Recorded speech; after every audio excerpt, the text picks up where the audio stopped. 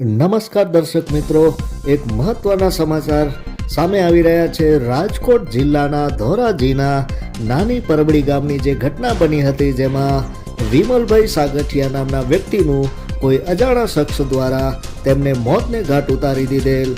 જે નાની પરબડીના સુરાપુરા મંદિર પાસે જ વિમલભાઈનો મૃતદેહ મળી આવ્યો હતો, જેના સંદર્ભમાં અનુસૂચિત જાતિમાં ભારે રોષ જોવા મળ્યો હતો। તેમજ અનુસૂચિત જાતિ દ્વારા ધરણા પ્રદર્શન કરવામાં આવેલ, તેમજ જ્યાં સુધી આરોપીને પકડવામાં ન આવે ત્યાં સુધી મૃતદેહને સ્વીકારવાનો ઇનકાર કર્યો હતો। આજરોજ ધોરાજી ચોક ખાતે ચક્કાજામ કરવામાં આવેલ, ત્યારે ધોરાજી પોલીસ ગણતરીની કલાકોમાં જ આરોપીની અટકાયત કરી હતી। જે વિમલભાઈની હત્યા કરવામાં આવેલ તેનો જ ભાઈ મિત્ર હોય તેવું જાણવા મળી રહ્યું છે।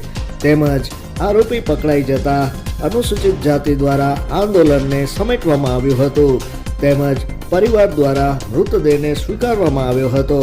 હાલ મિત્રએ જ મિત્રની હત્યા કરી હોય તેવી ઘટના ધોરાજી નાની પરબડી ગામે બનાવ બન્યો હતો। Report by Alpesh Trivedi. જોતા રહો મિસ્ટર ગુજરાત ન્યૂઝ, સત્યની સાથે સ્પષ્ટ વાત। ધન્યવાદ। યોગેશભાઈ ભાષા, સામાજિક કાર્યકર ધોરાજી।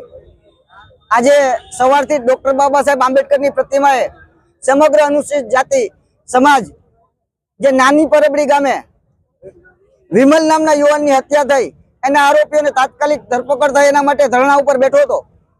પણ સવારથી આજે સાંજ સુધી ધરણા ઉપર બેઠા બાદ અત્યારે એની ડેડ બોડી પીએમ કરી અને રાજકોટથી લાવતા હતા, ત્યારે પોલીસના કહેવા પ્રમાણે આરોપીની ધરપકડ થઈ ગઈ છે।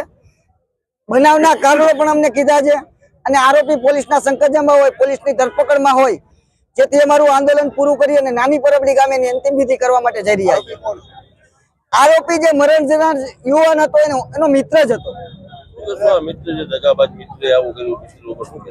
ખરેખર તો મિત્રો એવા હોય કે જે કપરા સંજોગોમાં કામ આવે, પણ આવા દગાબાજ મિત્રોથી અત્યારે લોકોએ ચેતવું જોઈએ, કારણ કે આવા મિત્રો જે તકવાદી મિત્રો હોય એવા મિત્રોની દોસ્તી કરવાને બદલે જે ખરેખર હકીકતમાં કપરા સમયમાં કામ આવે એવા મિત્રો હોવા જોઈએ।